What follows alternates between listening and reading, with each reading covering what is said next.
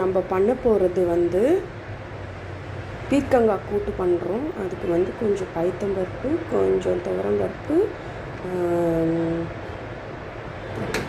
அது பேர் என்ன, பீர்க்கங்காய் அது போட்டுட்டோம். அதுக்கப்புறம் வந்து கொஞ்சம் டொமேட்டோ, தென் கொத்தமல்லி, தென் மஞ்சள் போட்டுட்டு நம்ம இப்போது ப்ரெஷர் குக்கர் வைக்க போகிறோம். பட் ஆனால் ரொம்ப நல்லா இருக்குங்க, சாப்பிட்றதுக்கும் நல்லா இருக்கும். இது இந்த சம்மருக்கு ஏற்றுங்க, ரொம்ப ஹெல்த்தியும் கூட. நம்ம வந்து கொஞ்சமாக நம்ம உப்பு போட்டுக்கலாம். போட்டுட்டு நம்ம ப்ரெஷர் குக்கர் வச்சு நம்ம க்ளோஸ் பண்ணி வச்சுருவோம்.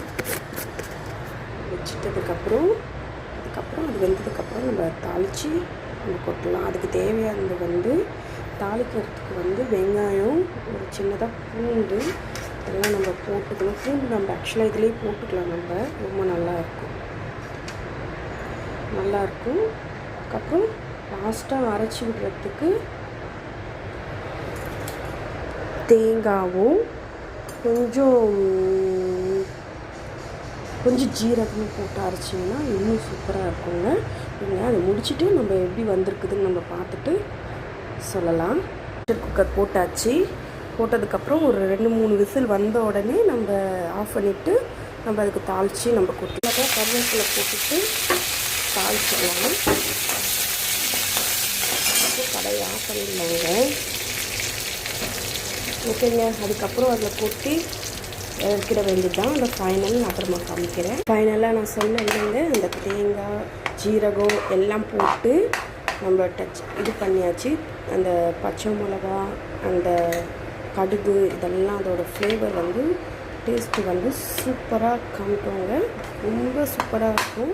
இதை வந்து நம்ம சப்பாத்தி, சும்மாவே நம்ம சாப்பிடலாம். சப்பாத்தி, ரைஸு, நல்லா ஆசமாக இருக்கும்.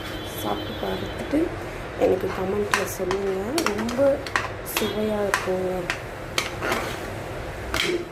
யாருங்க இந்த மாதிரிலாம் செஞ்சு கொடுத்தா யாருங்க சாப்பிட மாட்டாங்க, நல்லாவே சாப்பிடுவாங்க. ஓகேங்க, ரொம்ப தேங்க்ஸ், பாய்ங்க.